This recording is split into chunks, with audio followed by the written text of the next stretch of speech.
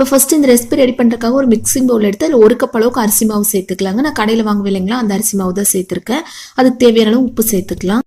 இப்போ நெக்ஸ்ட் ஒரு முட்டையை உடச்சி உள்ளே சேர்த்துக்கலாங்க. 1 கப் அளவுக்கு அரிசி மாவு எடுக்கிறோம் அப்படின்னா ஒரு முட்டை கரெக்டாக இருக்கும். நீங்கள் கொஞ்சம் எக்ஸ்ட்ரா அரிசி மாவு எடுக்கிற மாதிரி இருந்துச்சு அப்படின்னா 2 முட்டை கூட தாராளமாக சேர்த்துக்கலாங்க. சேர்த்து ஒரு டைம் நல்லா இந்த மாதிரி கலந்து விட்டுறலாம். இப்போ இதில் தண்ணி சேர்க்கறத விட தேங்காய் பால் சேர்த்துட்டிங்க அப்படின்னா டேஸ்ட் ரொம்ப அட்டகாசமாக இருக்குங்க. இப்போ தேங்காய் பாலை கொஞ்சம் கொஞ்சமாக உள்ளே சேர்த்து தோசை மாவோட கொஞ்சம் தண்ணி பத்தில் ரெடி பண்ணி எடுத்துக்கலாங்க.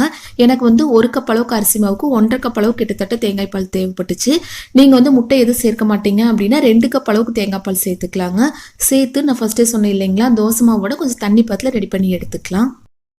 இப்போ இந்த மாதிரி ஒரு குட்டி வாட்டர் பாட்டில் எடுத்து நல்லா க்ளீன் பண்ணிவிட்டு அந்த மூடியில் சின்னதாக ஒரு ஹோல்ஸ் போட்டுக்கலாங்க. இடியாப்ப சளியெல்லாம் இருக்குது இல்லைங்களா, அந்த சைஸில் சின்னதாக ஒரு ஹோல்ஸ் போட்டுட்டு அந்த மாவு எடுத்து இந்த மாதிரி உள்ளே சேர்த்துக்கலாங்க.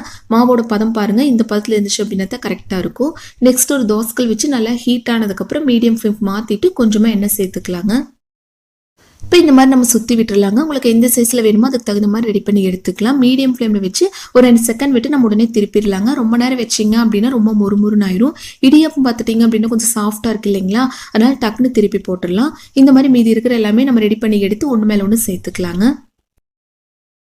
ஒரு 2-3 மட்டும் இந்த மாதிரி சேர்க்கறத விட 7-8 பக்கம் சுட்டு இந்த மாதிரி ஒன்று மேலே ஒன்று சேர்த்துட்டிங்க அப்படின்னா பார்க்கறக்கு அப்படியே இடியாப்பம் மாதிரியே இருக்குங்க. டேஸ்ட்டு ரொம்ப அட்டகாசமாக இருக்கும். செய்கிறது ரொம்ப ரொம்ப ஈஸி தான்.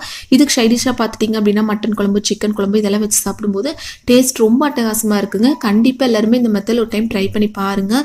ட்ரை பண்ணி பார்த்துட்டு எப்படி இருந்துச்சுன்னு ஃபீட்பேக் மறக்காமல் என் கூட ஷேர் பண்ணுங்கள்.